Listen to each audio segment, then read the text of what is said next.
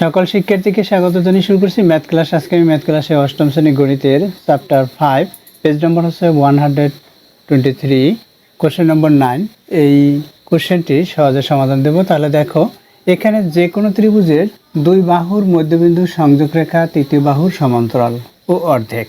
যে কোনো আকৃতি ত্রিভুজ তৈরি করে বা কাগজ কেটে পরিমাপের মাধ্যমে উক্তিটির সত্যতা নিশ্চিত করো। তাহলে এখানে যেহেতু যে কোনো আকৃতির ত্রিভুজ, অর্থাৎ মনে করি এবিসি একটি ত্রিভুজ, ত্রিভুজটি অঙ্কন করি। দেখো, মনে করি এ বি সি একটি ত্রিভুজ।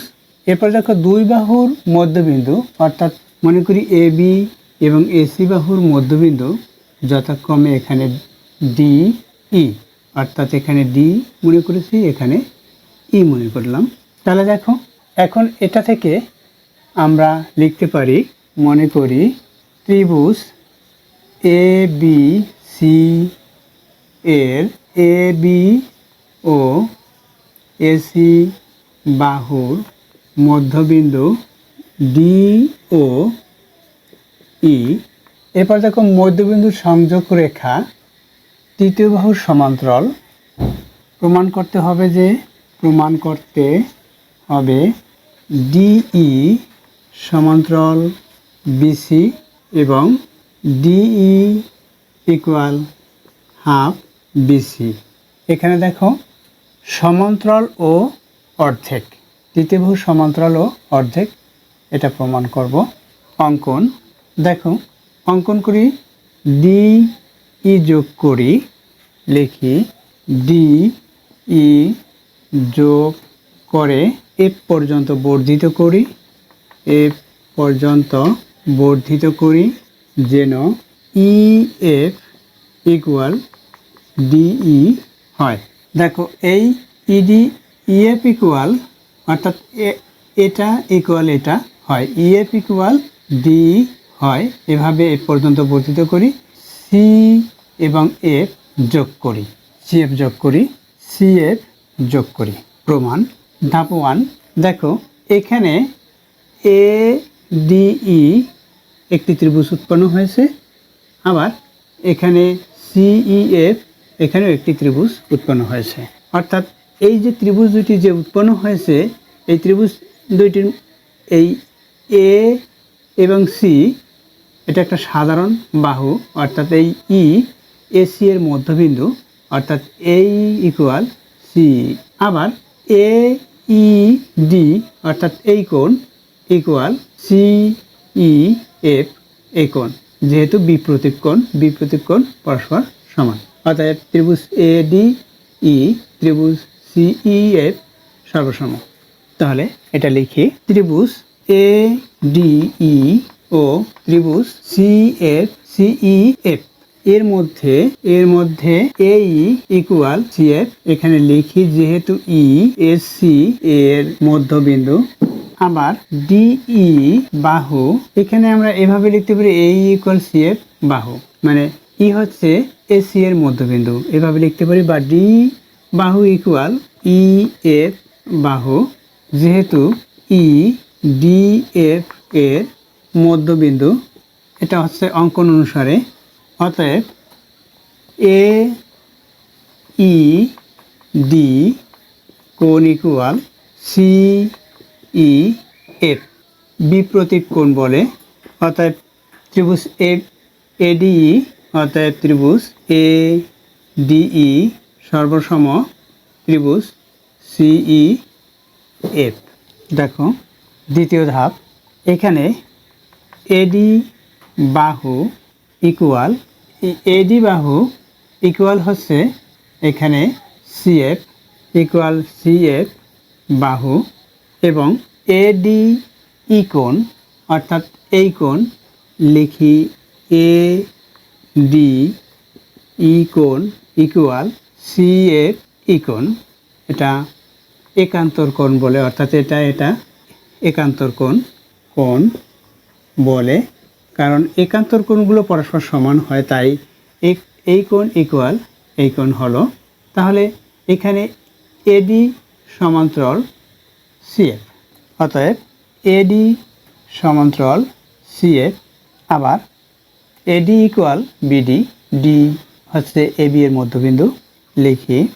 আবার এডি বাহু ইকুয়াল বিডি বাহু, ডি এবি এর মধ্যবিন্দু।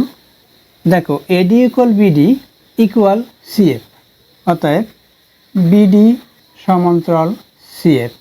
দেখো এখানে এই বিডি সমান্তরাল হচ্ছে সিএফ, বিডি সমান্তরাল সিএফ, তাহলে ডিএফ সমান্তরাল বিসি, অর্থাৎ এখানে ডিএফ আবার ই হচ্ছে ডিএফ এর মধ্যবিন্দু, সুতরাং ডি সমান্তরাল বিসি।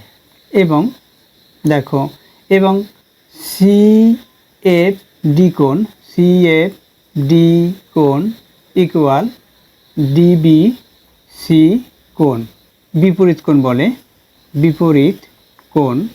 যেহেতু বিসি সমান্তরাল এখানে ডিএফ, অতএব ডি এফ সমান্তরাল বিসি, সুতরাং বিসি এফ ডি সামান্তরিক, একটি সামান্তরিক, সুতরাং বিসি এফ ডি একটি সামান্তরিক।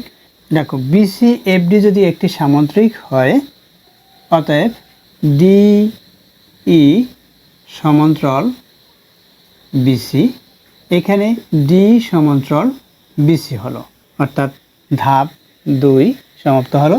এখান থেকে ধাপ 3, ই হচ্ছে ডিএফ এর মধ্যবিন্দু, ই ডিএফ এর মধ্যবিন্দু, সুতরাং DF equal DE plus E F, বা DF equal DE plus DE, যেহেতু ডি ইকুয়াল ই এফ। এখন দেখো এখানে ডি প্লাস ডি, অর্থাৎ এটা মধ্যবিন্দু ডিএফ এর মধ্যবিন্দু ই, তাহলে ডি প্লাস ডি অর্থাৎ ডিএফ, যেহেতু এটা ডি ইকুয়াল আছে ইএফ। এখন ডিএফ ইকুয়াল কি, এখানে ডিএফ ইকুয়াল হচ্ছে বিসি, যেহেতু এর অর্থাৎ ডিএফ সমান্তরাল যেহেতু বিসি হয়েছে, তাহলে এখানে আমরা লিখতে পারি বা DF equal to de, df equal হচ্ছে 2ডিই, অতএব বিসি ইকুয়াল 2ডি, যেহেতু বিসি ইকুয়াল ডিএফ।